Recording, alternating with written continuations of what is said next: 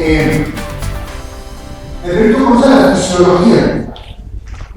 Cómo funciona el Estado, porque es muy interesante, poderes, todas las cosas que normalmente enseñan. Pero conocer cómo funciona el Estado por dentro, cómo provee los servicios a la población, cómo desarrolla el bien común, cómo es el sistema linfático sanguíneo del Estado, que son los recursos, los gastos, es fascinante, realmente, por algo que debe interesar. Y hasta que me podrían no hecho. O el señor está de más rápido. Bueno, hay un par de conceptos que hay que reforzar para poder construir. ¿Qué voy a intentar hacer? Un panorama de la evolución del sistema de control financiero.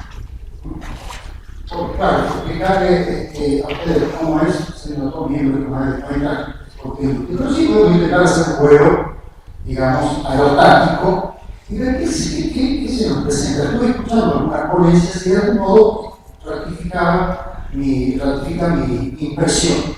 Por estas cosas son muchas maneras de conocer impresión, con ciertas impresiones, con cierta capacidad de anticipo, con su pasarela para anticipar todo el uno trata de hacerlo, no un poco la tarea que desarrollamos nosotros, los miembros de Radio Cuenta, y anticiparnos a cosas, ¿no?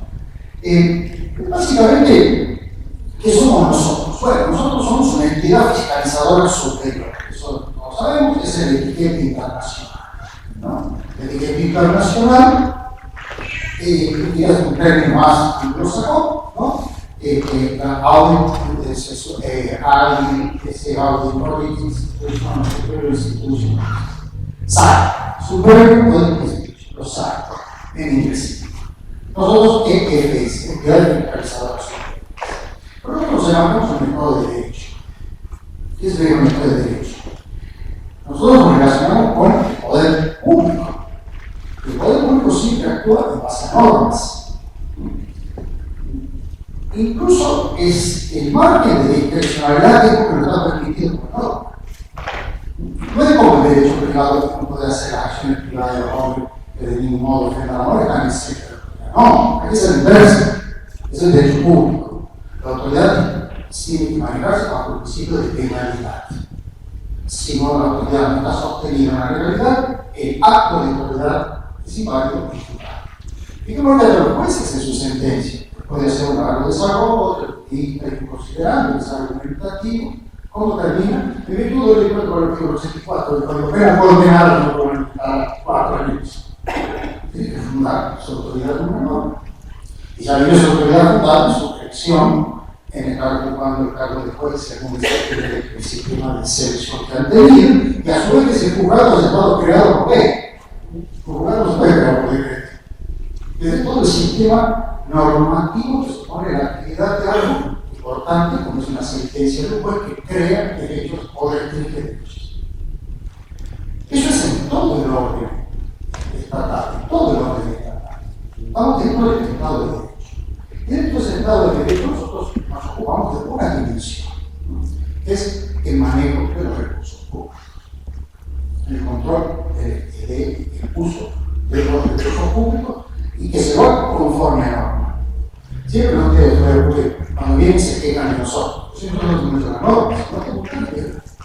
Nosotros tenemos condiciones aplicables. Y aquí va a ser la teoría del control. Nosotros somos entidades fiscalizadoras superiores, y la palabra control debería incorporarse en nuestra terminología.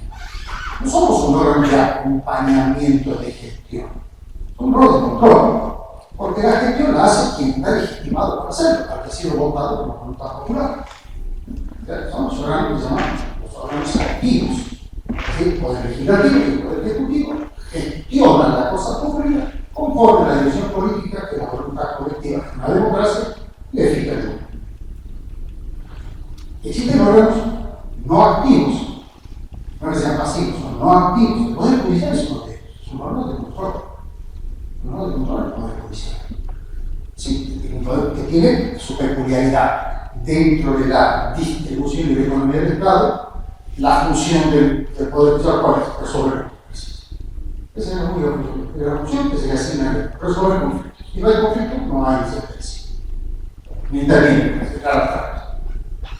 O sea, ese es su rol constitucional. Es un poder del Estado donde puede llegar a resolver conflictos de particulares con el Estado, de los Estados entre sí, de los órganos. Pero no es un órgano de actividad continua.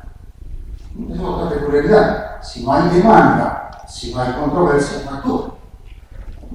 O sea, pues no está leyendo el boletín oficial viendo qué norma es legal y constitucional o violenta declarar motu propio. No.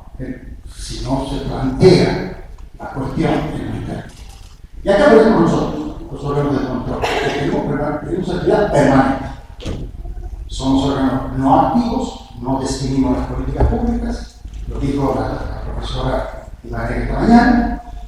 Sí hacemos aplicar las normas. El concepto de control es interesantísimo. La teoría del control es muy interesante, que supone siempre tres elementos. El controlado y el controlante. Ustedes saben, cuanto más distante el controlado del controlante, el control más eficaz. Por eso los padres no se dejan muchas veces con los políticos. ¿O no? Segundo, que haya una norma preestablecida. Lo que nosotros hacemos es hacer cumplir una norma que no dictamos. Se llama una heteronomía. Y tercero, la corrección o la sanción o la convalidación de la norma. Sí, no hay problema. Está todo bien. Esos son los elementos típicos del control. Es interesante la palabra control. Usted me pone nervioso si no lo diga. La palabra control viene de hace muchos contadores, de la contabilidad derivada.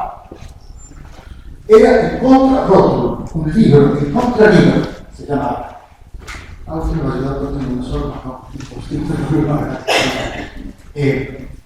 era el contrarótulo de un libro de la contabilidad medieval donde se verificaban los asientos la contabilidad medieval era verificar otras anotaciones contables. Contrarótulo. Rótulo del rollo, del libro. De ahí la palabra control. Porque es nuestro tan problemático, ¿no? Verificamos algo que ya está predeterminado. Y allí pasa, y la palabra control también es interesante, porque tiene dos dimensiones. Una la mencionó Miriam esta mañana, el sentido del poder, ¿no? Es muy británico. Cuando los ingleses utilizan la palabra control, lo utilizan como el que manda, el que controla. Nosotros la palabra control tiene como un matiz mucho más tenue, es, bueno, verificar, fiscalizar que la norma se cumple. Eso es lo que sentimos nosotros. No tiene tanta cosa. Control o controlador es lo mismo. Control y lo higiénico es, ya me salió el profesor, pero ya que estamos en esto, lo digo. Contralor es también de origen francés. Pero para nosotros es distinto. Es verificar algo que preexiste. O sea, si uno tiene que controlar la licitación pública, la norma de la contratación, los pliegos de base y conceptos generales, que no lo hacemos nosotros, los pliegos de base y conceptos que no lo hacemos nosotros, pero el técnico que cumpla. Más las leyes correspondientes de contratación de la pública. No la hacemos. Nos dicen, oh, ¿por qué? Bueno, si no te gusta la ley, ¿no? ¿Y por qué te voy a pagar un impuesto? ¿Cómo se dice? Pues pagar, ¿no? Puedes pagar el aporte de no sé qué cosa. Bueno, si no te gusta, cambiarlo. Yo tengo que ser público. Estamos en un estado de derecho. Eso es fundamental. Ese es el concepto, el sentido de nosotros nos insertamos como entidades fiscalizadoras superiores. Algo que Naciones Unidas viene insistiendo, porque han citado algunas resoluciones que son importantes, no olvidarlas, ¿no? Empieza desde 2004 sobre administración y desarrollo. Naciones Unidas, que reúne todos los años, y dicta resoluciones. Una de esas resoluciones la tenemos citada, invocado hasta el 2015, se las repiten, así que no hace falta que se las citen. Una se llama sobre administración pública y desarrollo. Dice cómo une el concepto de administración pública con el concepto de desarrollo. Eso es una escuela económica y sociológica, ¿no? Comprender que la buena gestión de la administración pública influye en el desarrollo del Estado, lo cual es cierto. Y ahí viene con la corriente desarrollista, ¿no? Lo conocemos, ¿no? Por eso Naciones Unidas crea el CEPAL, la Comisión Económica para América Latina, no sé, Santiago de Chile, viene todo el concepto de desarrollismo, por hacer una tucumaneada. Raúl Previs fue el primer economista del CEPAL, el tucumano. Nosotros los tucumanos ya hace años teniendo que claro, tampoco es como Alberti se fue a los 14 años, vino 6 meses y no murió más. Y bueno, pero no apropiadamente, no creo que los Alberti no me digan, como ninguno de nosotros, ¿no? O sea, son tipos que, bueno, pillan, bueno, me tocó con este tipo también. Previs, sabemos que fue un gran ministro de Economía, creador del Banco Central, bueno, luego terminó la CEPA, el desarrollismo de la década de los 60. ¿Por qué engancho con esto? Porque ahí nacen los sistemas de regulación financiera. Los sistemas de regulación financiera tienen una ideología que la sostiene. Es la necesidad del Estado de contar con información financiera para hacer una buena gestión. Y eso costó mucho llegar a la ley de administración financiera. Bien, antes de venir incluso en el doctorado, encontré una magnífica tesis doctoral que estaba leyendo, ¿no? Lo recomiendo por el internet. De Guillermo Schwanheim. Guillermo Schwanheim, doctor en sociología de la Universidad de Lausanne, la Universidad de San Martín. Busquen por internet. Está completa, está todito, está con las entrevistas de los doctores de la ley de administración financiera.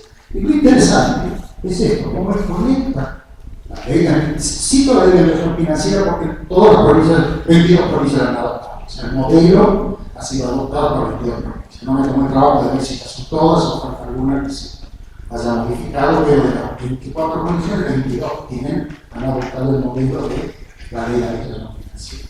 ¿Qué es básicamente la ley de administración financiera? Bueno, esto es como explicar el profesor del Mercado, un sistema integrado de información, de tal manera que en cuanto se ejecute el gasto presupuestariamente, se registra contablemente y te sobreviene el rol de ignición en base al gasto de mercado. Soy abogado, si a mí toda la parte de la terminología los sistemas de regulación financiera luego se empezó a desarrollar. Si quieren vamos a hacer una pequeña digresión. Los tribunales de cuentas son anteriores a la ley de administración financiera. Son muy anteriores. Los tribunales de cuentas nacen en el mundo hispanoamericano, no te voy a poner en el mundo iberoamericano, unos pocos iberoamericanos más amigos de Brasil. Acá no me creo. No me puse a estudiar, pero sí en el hispanoamericano nuestro. Existían los tribunales de cuentas. Felipe III va a establecer en América 3 tribunales de cuentas. 3 tribunales mayores de cuentas. En México, en Bogotá y en Lima. Todas estas regiones dependían de Lima. ¿Para qué servían los tribunales de cuentas? Lo mismo que le pasó a Napoleón en 1807. Separar la contabilidad de la responsabilidad. Los tribunales de cuentas tenían que controlar los recursos del rey y llevar adelante la jurisdicción. Por eso el término tribunal. El concepto de tribunal está ligado al concepto jurisdiccional. Tener jurisdicción, tener la capacidad de llevar a tener juicios administrativos, no judiciales. El judicial tiene su singularidad. Las 4 notas características del Poder Judicial son solo interés en controversias.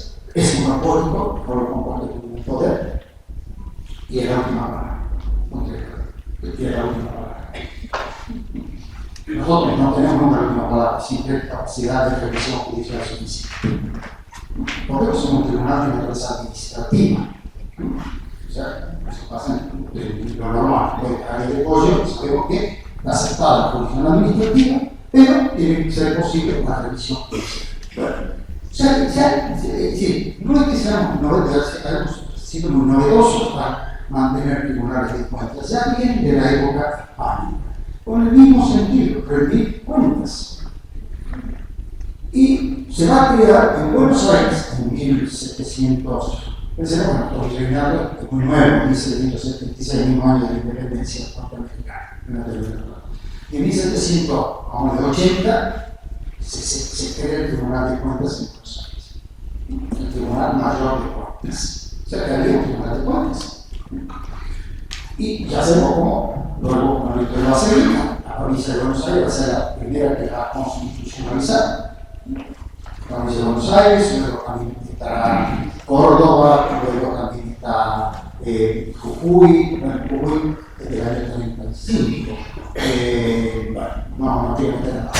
Pero son los tengo por llevar contado los primeros tribunales de cuentas que se fueron establecidos por vía constitucional.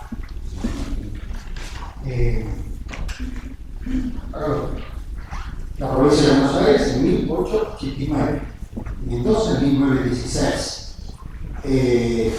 Córdoba en el 23, Entre Ríos en el 33 y en el 35, Santiago del Estero en el 38 y 21.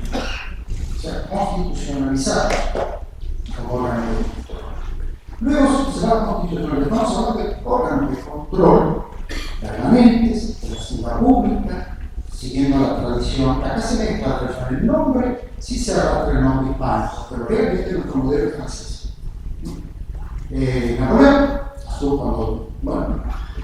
Napoleón, cuando el emperador decide separar la contabilidad de la responsabilidad.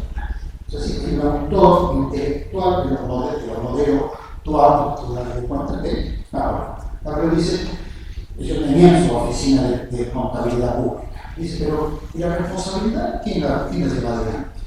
Y ahí tenemos la Corte de Contas. La Corte de Contas es el gran modelo que de algún modo viene a reforzar y a impulsar los viejos tribunales de cuentas hispánicos que ya existían en el territorio colonial. Bueno, esa nueva perspectiva. Nosotros tenemos hitos. Un hito es el 1807, la creación de los tribunales de cuentas, que hoy persisten. En Francia sigue siendo el tribunal de cuentas, y luego ese modelo se expandió en Europa. Toda Europa tiene tribunales de cuentas. Portugal, Italia, Bélgica, todos tienen tribunales. Otros tribunales de cuentas. Toda Europa tiene tribunales de cuentas. Siguiendo esta idea francesa de separar la contabilidad de la responsabilidad. Bueno, en nuestro país, nosotros tenemos entonces una tradición institucional donde empieza la provincia de Buenos Aires, se junta en 1889, por lo que mencioné. Luego, y es interesante, porque cuando nacen las 8 nuevas provincias, incorporan a su cargo. O sea, no es importante, porque tiene que ver con la constitución. Luego hay otras provincias, como Tucumán, por ejemplo, que se va a hacer por ley en el año 72, el año cumplimos 50 años. No, nosotros no, somos muy jóvenes. Tribunal, 50 años de constitución, pero creada por ley, después constitucionalizada. O sea, esa es la tradición. Bueno, ¿qué pasó en el medio? Porque también en esta visión de verdad que llevó a los órganos de control. ¿Cuál es la función de los tribunales de cuentas? Que el tercero que ejecuta recursos del Estado rinda cuentas ante un tercero que se le da o lo rechaza. Esa es básicamente la esencia del tribunal de cuentas. Lo definitorio, lo esencial del tribunal de cuentas es que es un órgano tercero, ajeno, independiente, que aprueba la rendición de cuentas. Esa es una nota característica del tribunal de cuentas. A partir de esa nota se construye todo. Se construye el juicio de cuentas, el juicio de responsabilidad, el control previo que tenga. Esa es la piedra miliar que se construye sobre la rendición de cuentas. Hay que tener cuidado con la palabra rendición de cuentas, porque la literatura del mundo anglosajón habla mucho de accountability, que lo habrá leído y a veces se pone la palabra inglesa en su idioma original.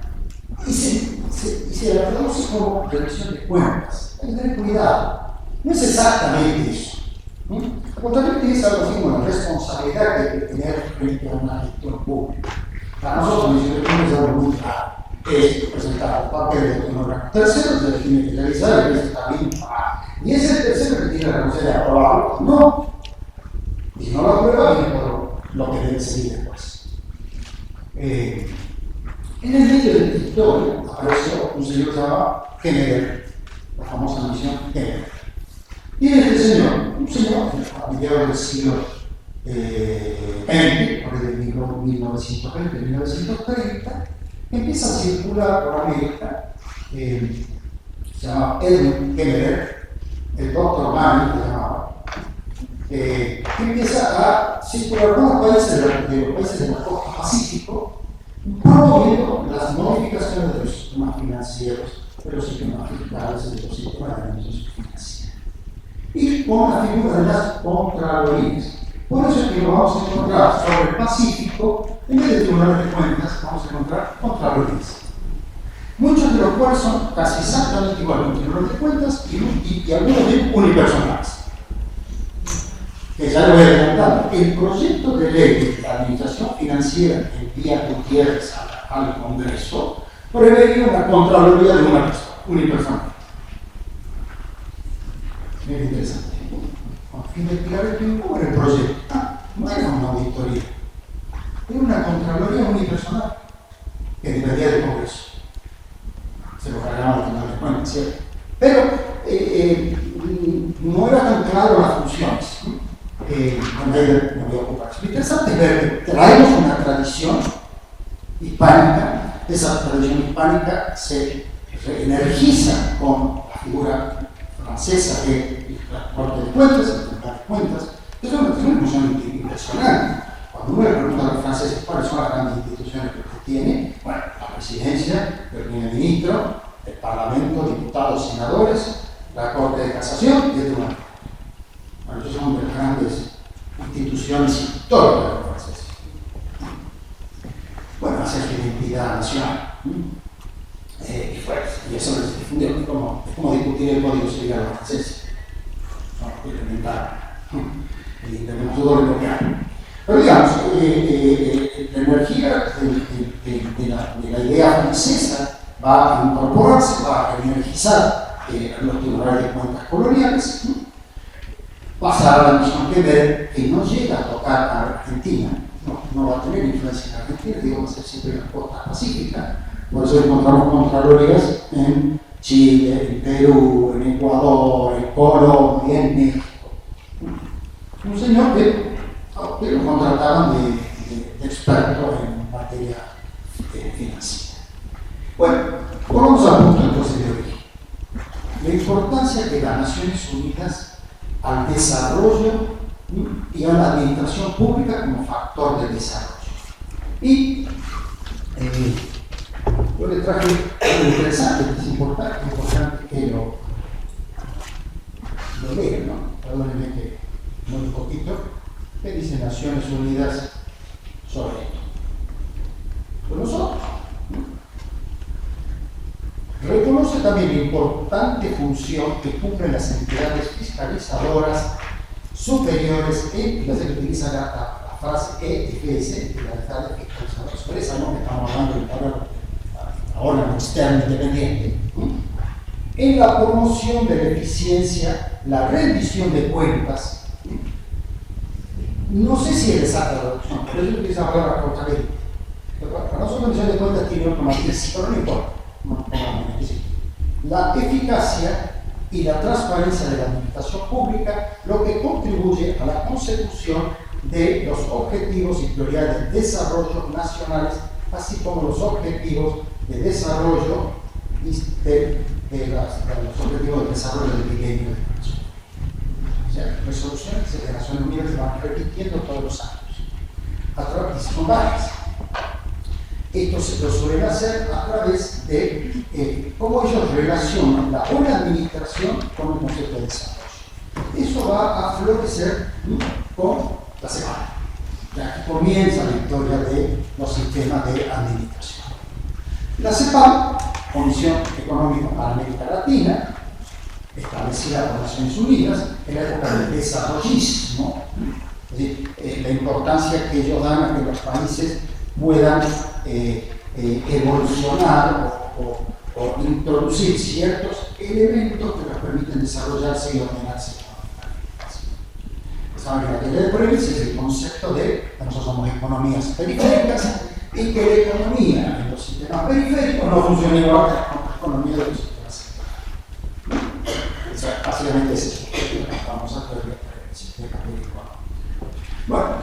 A partir de la semana empiezan las investigaciones de cómo mejorar los sistemas de administración financiera. Entonces, un resumen. El primer país que empieza a estudiar sistemas integrados de administración financiera, es decir, reunir los sectores o los subsistemas del sistema financiero, o sea, contaduría, tesorería, presupuesto, deuda pública, en un sistema unificado, va a ser Ecuador. Va a ser Ecuador. Otro día un profesor, que seguramente yo apunté el nombre para acá, que todo el mundo lo menciona, una escuela de administración de Ecuador, que parece que tuvo una gran importancia en un momento determinado. ¿No? Ecuador va a ser el que va a comenzar a fines de los 80, Amado, creo que era el nombre. Ahí va a ser el primer experimento. Y luego va a seguir evolucionando. Y acá aparecen dos personajes que son muy interesantes. Como bien mencionado, probablemente son los artífices del sistema de administración financiera de la 24. Es Ricardo Gutiérrez y Marco Matón. Los dos personajes, no voy a contar la historia de la formación de ellos empiezan a entrenarse. Ricardo Gutiérrez, que vive, y todavía es estudió en Bahía Blanca, y empezó a hacer una carrera, cosa interesante, ahora viene uno para contar. Gutiérrez había sido certificado de contador en una diversión contadora en la Universidad del Sur, y bueno, trabaja en el Ministerio de Economía. Empleado del Ministerio de Economía, en el Ministerio de Cuestiones Presupuestarias, un jovencito, no lo va a dejar. Viene el golpe de Onganía, y va el interventor a Río Negro, va el interventor un Comodoro Huerta. Ese Comodoro Huerta, que se lo colocó ese sueño, bueno, deja de ser interventor y viene el golpe de Onganía y va el interventor a Córdoba después del Congreso. Y lo llama Gutiérrez para que sea secretario general de la gobernación. Había trabajado juntos, obviamente. Ese es lo que define, ¿no?, de la persona. Y ahora tiene Gutiérrez del año 40, estamos hablando del año 40, estamos hablando del año 79, exactamente. 29 años. 29 años, secretario general de la gobernación de Córdoba. Y él empieza a implementar en Córdoba las ideas que se han ido formando en algunos cursos que había hecho en el Consejo Federal de Inversiones. Y convoca a un muchachito que lo colabore, a un muchachito pegado de ojos azules. Él empieza a colaborar en la Secretaría General de la Gobernación. Y la información no tiene que ser peladito, se puede. No sé si era peladito, pero bueno, nosotros ya lo conocimos. Y ahí lo conocen. Bueno, termina su huerta, su historia con María, le toca. Es interventor federal, el gobernador de facto, Córdoba, justamente de la comprobación. Interesante la vida de Gutiérrez, es una persona de Bahía Blanca que va a hacer una carrera internacional. Hoy el sistema argentino, el sistema latinoamericano, es el que se ve en todo el mundo. Kazajistán, Uganda, Irak, Kosovo, son países que han empezado a adoptar el sistema de administración financiera. Y en Latinoamérica, muchísimos. Es el sistema que mejor logró fusionar e integrar los 5 elementos. 4 o 5, no ha sido mucho, porque justamente el problema de control es peor que esa, lo confiesa el problema. Ya dije que el proyecto de Gutiérrez habían contratado un español, un partido rarísimo, Mensa, Mitad, así, que había propuesto contaduría unipersonal, modelo chileno. Y tiene condición. Entonces, es casi un tribunal de cuentas en Chile. Tiene función, juicio de cuentas, juicio de responsabilidad. El Contralor General de la República. No le aceptó. El proyecto prácticamente no se discutió. El proyecto se eleva. Vamos, me salté a mi cara.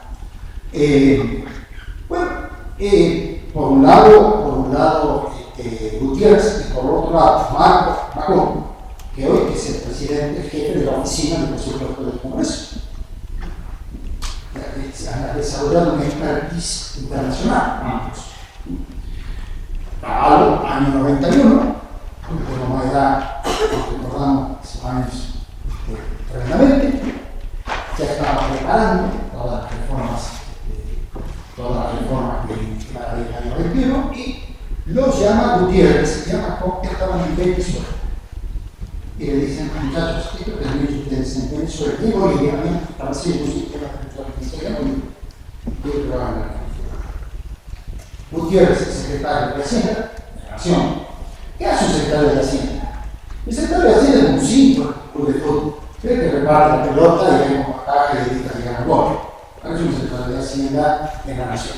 Cómo pagó las cuentas, si sacó plata de escala, si lo llaves, esa es su misión. Pero que se Gutiérrez, yo no estoy para esto. No sé, dice Caballo, ya enterado de la gestión que de la Latinoamérica, el CIMAFAX. Esto voy a contar un pie de página, hay que interpretarlo, digamos, misericordiosamente, y no repetirlo mucho, bueno, no va a decir por razón. El CIMAFA, Sistema Integrado de Administración de Información Financiera, el Sistema Integrado Modelo de Administración Financiera, fue financiado por el Banco Mundial y por USAID, la Oficina de Desarrollo Norteamericano.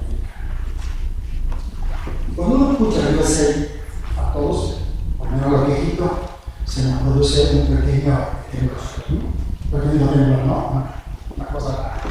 Pero fácil, financió los estudios del sistema de administración financiera. Estamos hablando de fines de los 89. Y a través del financiamiento del Banco Mundial, del USAID, se estudia lo que llamamos el CIMAFA, Sistema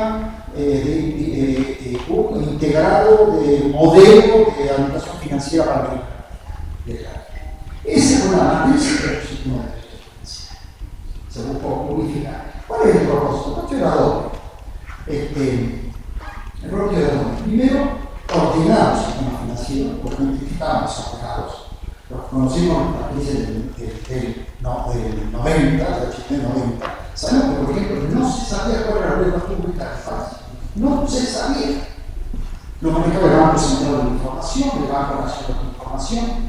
No se sabía cuándo se debía, si eran 24 millones o 36 millones de dólares. Vean lo caótico del sistema. ¿Y cómo se paga la comisión? ¿Y quiénes emitían? Bueno, obviamente, por orden del sector de Hacienda. Realmente era un sistema caótico, que había llevado a un límite que realmente hace falta. Toda la gestión del caballo necesitaba un nuevo sistema de administración financiera. Y así fue como se consiguió. Y ahí se dedicó Gutiérrez a hacer el proyecto.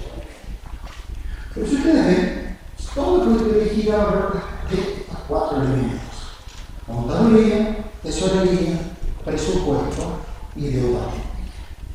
Y el control no es un gran tema. De hecho, lo contrario, por recursos, no sé si fue del PNUD, del Programa de Naciones Unidas para el Desarrollo, a este español, que se ocupa del tema.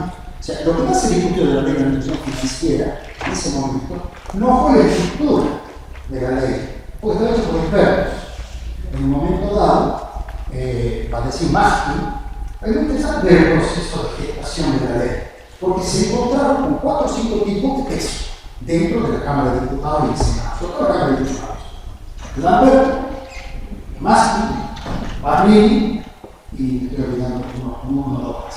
O sea, tipos de peso, que no han ocupado, se llaman muy importantes, eran diputados, uno de Santa Fe, de Mendoza, Barnini, se encontraron con personajes importantes que les colaboraron.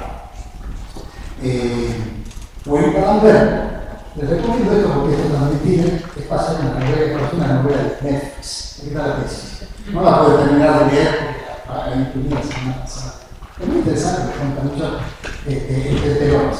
El autor, el nombre, se la puedo pasar, no te digo. Lo puedo pasar porque está digitalizado, así que se la puedo pasar porque es interesante.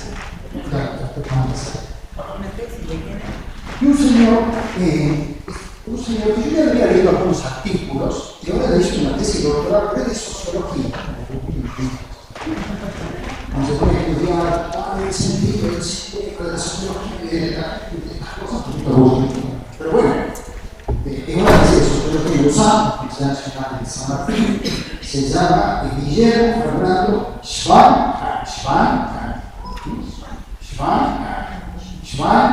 sí. Eso es bien la no,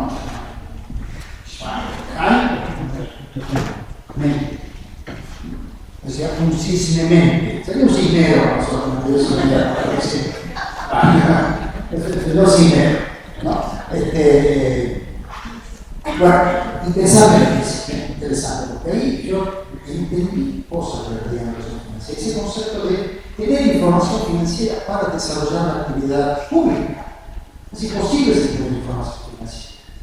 ¿Y cuál información? ¿Cómo lo logran los sistemas integrados? ¿Y cuál era la intuición? Yo creo que en este sentido hay que sacar ese sombrero de la poca de tierra. Si bien había estudiado, conocía la experiencia del Ecuador, había intervenido con Bolivia para hacer un sistema de acción financiera. Ellos ya venían, que es muy interesante, ya avisoraban que los sistemas informáticos iban a concretar, materializar la integración de este. Eso es lo que produce el dato, replica rápidamente cosas. Ya lo prevé. Estamos hablando de 90, 72 años. Y ellos están concretando con sistemas. Hace rato lo que pusieron en el panel mencionaba como el sistema digital que tienen de control. El civil para la nación.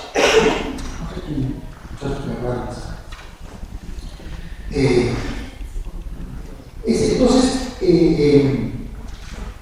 ¿cómo estas personas pudieron trabajar? Ahora los llaman y dicen, bien, háganlo.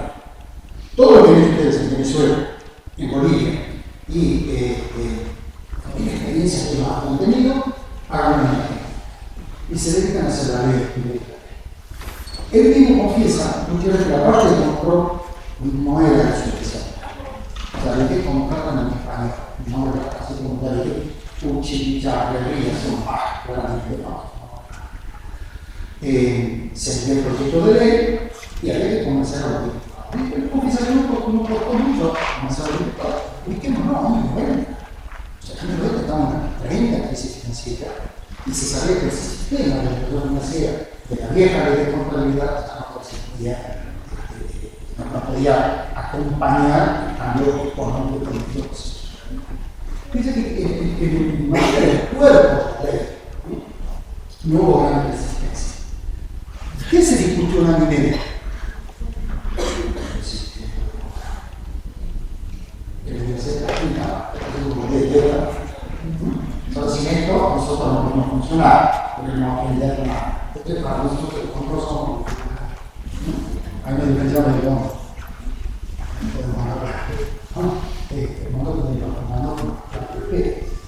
Entonces, nosotros somos la primera. Y él dice que la verdad que estaba preocupado por otra cosa. Ese concepto de desarrollista, la necesidad de tener información cruzada, polarizada, de saber cómo llegar, cómo se el tema de los recursos, cómo se hace el tema del trabajo. Y cuando se registra la ejecución del gasto, porque eso impacta sobre la contabilidad y sobre el presupuesto. Eso fue pensado antes de desarrollar los sistemas digitales que tenemos. Eso es lo interesante. Nos das cuenta de que la gran discusión, un año y medio, a la ley de no aprobarse, porque no le gustaba el sistema de Contraloría, ¿no? Y se empezó a hablar de auditoría. Hay muchísimas discusiones sobre cómo iba a ser la auditoría. Pensé que la ley de la financiera se aprueba 2 años antes de la reforma constitucional, es del 92, la reforma del 94, o sea, si quieres esa auditoría a la Constitución, el artículo 89, el del pueblo, del 5, se asistía. Y ahí donde vienen poner 7 miembros vinculados al Congreso, que es lo que más tenemos, con intervención de diputados de gran relevancia, en las misiones, aquí Mendoza, que era un experto en finanzas públicas, Maskin, Lamberto de Educación, que sigue siendo, ¿no? De la Nación. No, se jubiló. ¿Se jubiló? Ah, estaba como así, fue miembro de la auditoría. Y te das cuenta que cuando se le pregunta a Baglini, che, pero ¿qué va a pasar con el Tribunal de Cuentas? ¿No? Y hay una frase que resultó muy interesante, ¿no? Que dice Lambert, sí, no lo diga yo, no. Este tipo de leyes son como el Código Civil. Los que le escriben lo saben, son especialistas. Si le tocas una coma, una palabra, puede cambiar todo el sentido de la ley. O sea, no se tocó prácticamente el texto en la dimensión.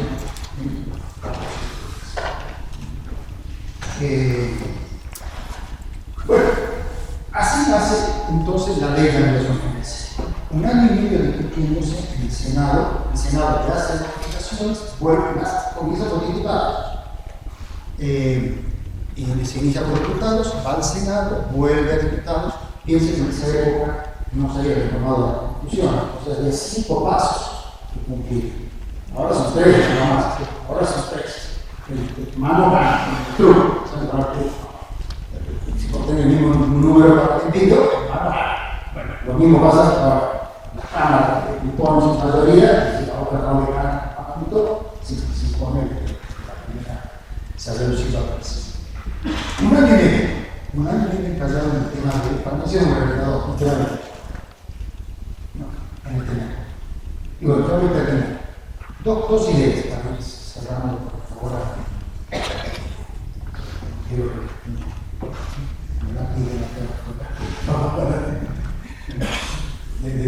Dos ideas.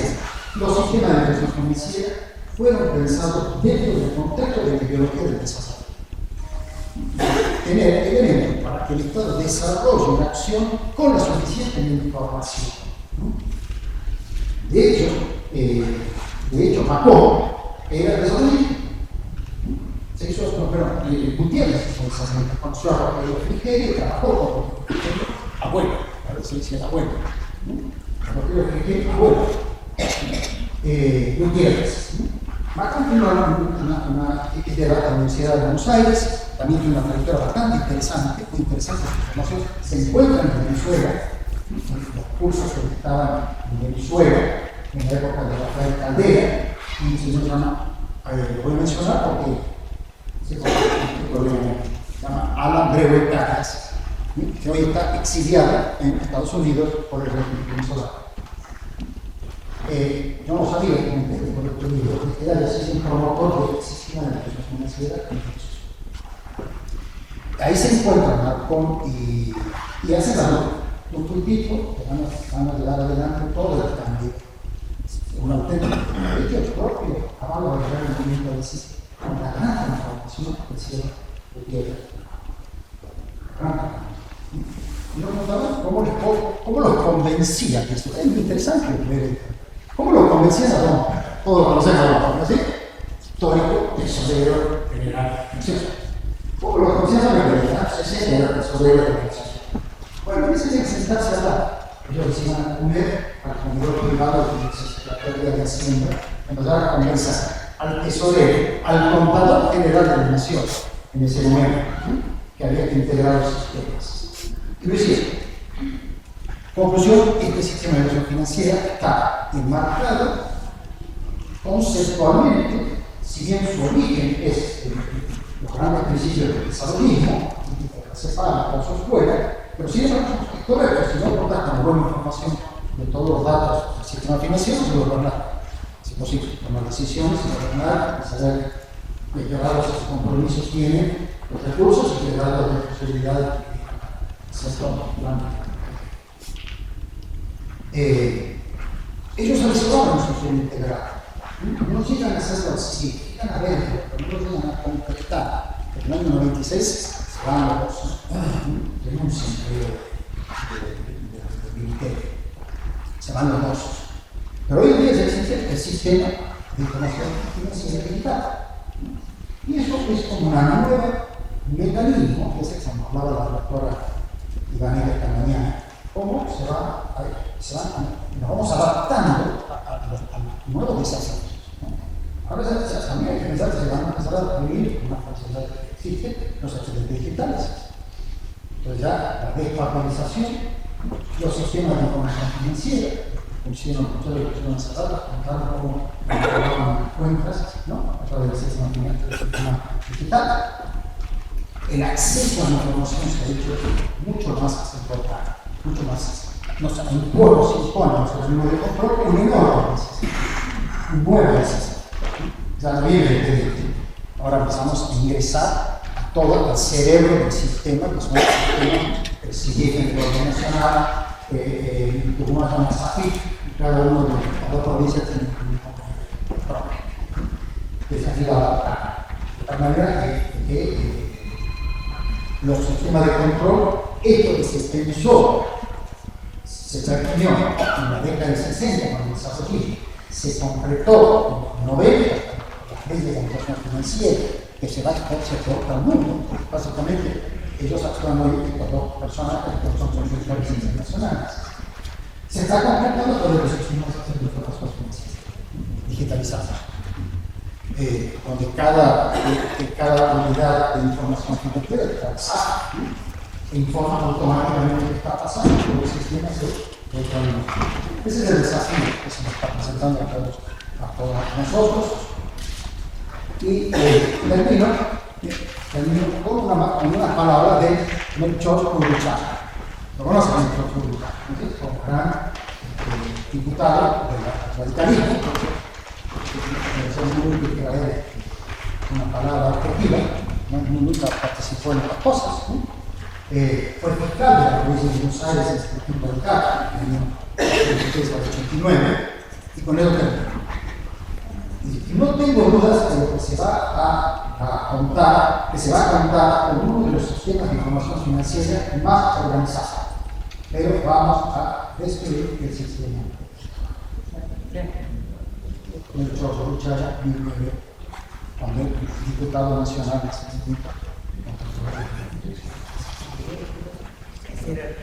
no tengo esperanzas, porque creo que el sistema de control, ya con esto termina dos cosas. El sistema ya informatizado de todo el sistema nos ha cambiado la matriz del control.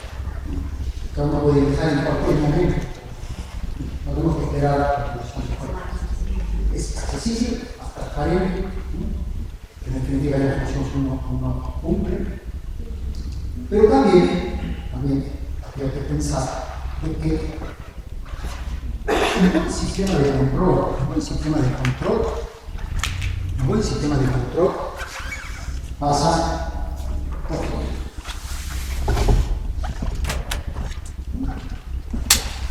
descarga la cuenta de responsables, la remisión de cuenta de lo que no es esencializado por la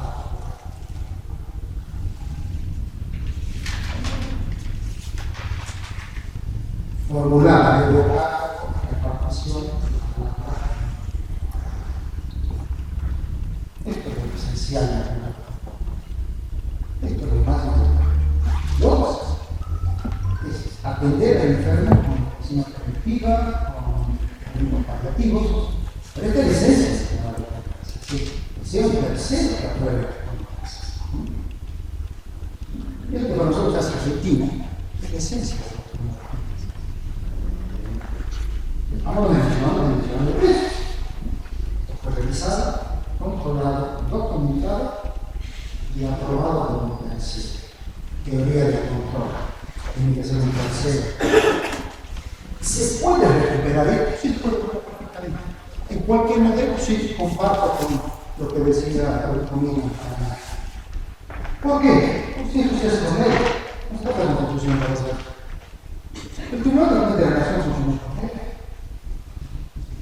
Nunca fue constitucionalizado. Nosotros hemos funcionado en el Tribunal por ley, en el 2006. Perfectamente puede reformarse sus circunstancias. Yo creo que tengo que hacer de ideológico. El concepto de auditoría anglosajón parte de la noción de que el responsable del gasto debe aprobar sus propias reglas. Y de cuentas, me parece el gasto, no. El sistema de tribunales de cuentas, todo es un suceso. Todo lo europeo. La pregunta es esa. ¿Se puede hacer esto? Sí, se puede hacer. Y la segunda pregunta es, ¿y qué pasa si la rendición de cuentas no está bien dictada? Porque claro, por ley imponer una rendición de cuentas, en definitiva, si uno cree un organismo con autonomía normativa, puede perfectamente disponer por una ley que hace rendición de cuentas, como fue en el orden nacional. ¿Por qué no? Es un acto administrativo, pero de uso de fondos públicos tiene sentido. El tema es que pasa cuando no hay una gran organización. ¿Qué hacemos? Porque claro, lo hemos dicho, ¿sí? Control, norma heterónoma, y luego viene la aceptación o la corrección. ¿Cómo hacemos una corrección si estamos fechados y no está bien esa legislación? ¿Es posible añadirle a la Auditoría General de la Nación, como no lo puede decir, la visualización? ¿La capacidad de emisión de cuentas? Sí, yo lo puedo hacer perfectamente en el CINCI. Voy a perfectamente hacerlo en el CINCI poniendo una etapa, un algoritmo que antes que se dispare el pago, interviene la Auditoría General de la Nación con un control. Perfectamente hacer ese algoritmo. Pero que cuando algo falla, podría intervenir en algo posterior correctivo, no solamente correctivo, que en este caso estoy mostrando aprobación, no rechazos. Perfectamente puede hacerse por ley. ¿O acaso el Tribunal Fiscal de la Nación no está creado por ley? El Tribunal Fiscal de la Nación realmente es algo así. Desde el año 60 no está la Constitución. Es un tribunal administrativo, creado por el año 60. Pero uno podría pegar, reclamar todas a las cálculos o cosas que se pueda hacer así. ¿No es así? Está creado por ley, y sigue creado por ley. Tiene números prestigiosos y tiene jurisdicción administrativa. No solo tiene jurisdicción administrativa, por eso se debe de la inconstitucionalidad de normas. ¿Se puede corregir? Sin duda. Se puede corregir. Si una auditoría pueda, en el modelo anglosajón, recuperar los elementos que son valiosos de la tradición francesa y otros como el cuento, sí se puede. Para ello hay que aceptar la acción de controlada y aprobada por la tercera. O con carácter suspensivo, que nunca va a adoptar su acta administrativa aprobatoria de la administrativa. Perfectamente. Pues un acto es una condición suspensiva que se incorpora a la ley de procedimiento administrativo que diga, previa aprobación de acta, el Tribunal de Cuentas tendrá que dar la auditoría que fuese tendrá que dar la. ¿Se puede dar cuenta? Sí, claro, sí. Sí, así, no sirve por él. Y segundo, el tema de la jurisdicción. Puede haber jurisdicción administrativa, también. Administrativa, si ya hace 60 años existe el Tribunal Fiscal de la Nación, está creado por ley, y es jurisdicción administrativa, sí, lo puede hacer. ¿Qué hace falta? Bueno, voluntad de responder con transparencia a los grandes principios que tienen que suponer una buena gestión del Estado. Responsabilidad y transparencia. Bueno, gracias por la atención.